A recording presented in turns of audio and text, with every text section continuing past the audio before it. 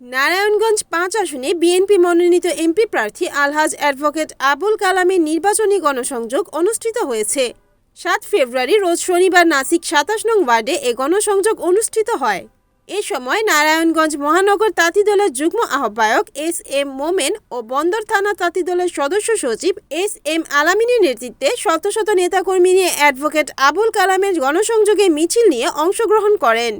মিছিলটি মদনপুর ফুলহর এলাকা থেকে শুরু করে প্রধান সড়ক প্রদক্ষিণ করে নারায়ণগঞ্জ ৫ আসনের বিএনপি মনোনীত এমপি প্রার্থী অ্যাডভোকেট আবুল কালামের নির্বাচনী গণসংযোগে যোগদান করেন।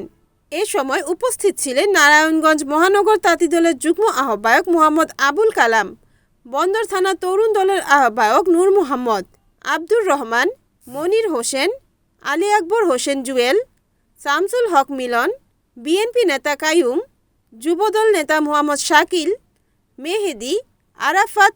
আরও উপস্থিত ছিলেন বিএনপি এবং অঙ্গ সংগঠনের নেতৃবৃন্দরা। রিপোর্ট মেহেদি হাসান প্রান্ত, এনএনটিভি, নারায়ণগঞ্জ।